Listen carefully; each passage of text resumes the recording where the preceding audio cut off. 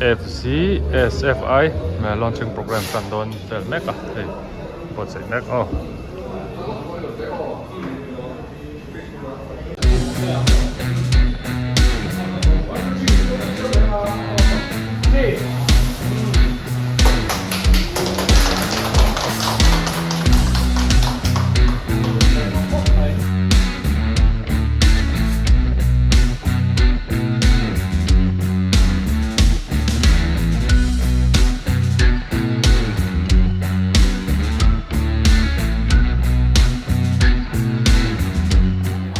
Jonin hei FZ-S Fi FZ V4 thì cho đi ta en pol ve thok thokila hei standard version dok khani ta chon heti lai mi hi deluxe version ani hi top variant to shet zo ka chon hei en ve zo zo yang oh ama sabra chonin chin no gina hemi ai display speedo display te po hi around 5 mi empty ho me khani nang to ta hei ma display kharon thak to chuanin kung indicator light ti lang lo kong oh he indicator light hi he ti lai a ron par chu ka om thin ang kha he tai ron thak dai to hei tiang chinang hei ti hian a body a hian ron phum dai a indicator light ti tharo khom mai par chuak ngok de wang kham lo fel fai lu tuk hian mo chuanin a headlight te hi LED ni ta DRL po LED tho ania a head te po hi design ron thaka chuanin hei hi deluxe version DLX version khani ta man to jok mo changkang jok changkang en kim ron keng tu kha ti mai oh chuan ma sabera chuan hei hian ni ra hei hi hei TFT screen ron hmang ve to chat mai ama hian traction control ti reng te oma hei changkang khop mai color display mo FZ TFT screen ron mang ta tlat mai thakop mai ta hianin cái gì trong anh thấy trong hiện control thấy à, thì weather thế thì sang music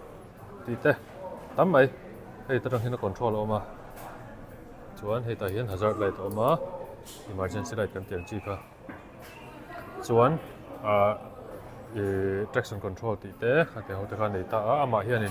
chuan in silent start cái này bốc à, start xin không,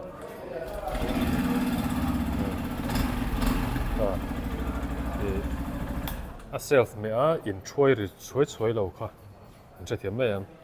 kha kha ron keng tel ta self khan nung top scooter na ron kan te dang chi kha ron keng ti na ni chu FZ thar hybrid engine kan ti to kha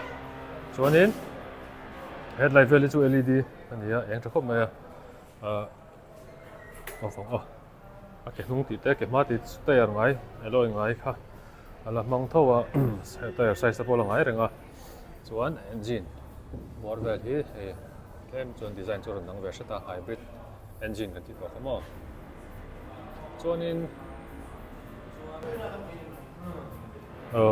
traction control này á chuanin check traction control kan ti chuanin kong ko ai vela kan ko la engine power na a ke phiat tur lo veng tu ti te kha khan khamo pa aron keng tel kha ti na chu ma hian mo changkang viu mai FZ nan che te dan tur chuan khal nuam khal halam kha ani ta mo FZ chu khal nuam khal dam thin kha hei nan reng tur ngai la khal chin tur te po manga du tan chuanin hi ta sang en sense to division lama ramhlon lama hian en theina oma bak chu han soi tur po om than lo ma hi bike model thar la kan ni lo wangin khami features ron update tlem zong kha ron soi anang ve zoi ni chu du tan chuan en thei hei integrated turn signal ti te hybrid engine ti te turn by turn navigation ti te kha om veka hi dum zo kan ni standard version pian po akhal thakop mai standard top kan ta dang lam na chu smart sorry hybrid kan ni ve lo hybrid engine phang kan ni ve lo chuanin ama hi silent start te karon ni ve lo ti ve khan ya chuanin hybrid be ka chu somi DLX version so hybrid engine phang karon ni ta ama chuanin kha adang lam na chu ni te ma ya chuan hei hi dang ho FZ-S Fi ho hani ta ma sa zok mo cho nên thầy color dang đây là gray sao mỗi phiên mà sinh đâu lắc ni boko chuan mình soi lo gang hei in ching mình kalau soi thei hil 1.6 something very na complete theo on road in chia chia chu soi lo me ang ka sa to lo chuan in so standard version ka tlem na tlom chata mình so la chia chia lo hei 1.6 very na complete ti khan video chu du tok patang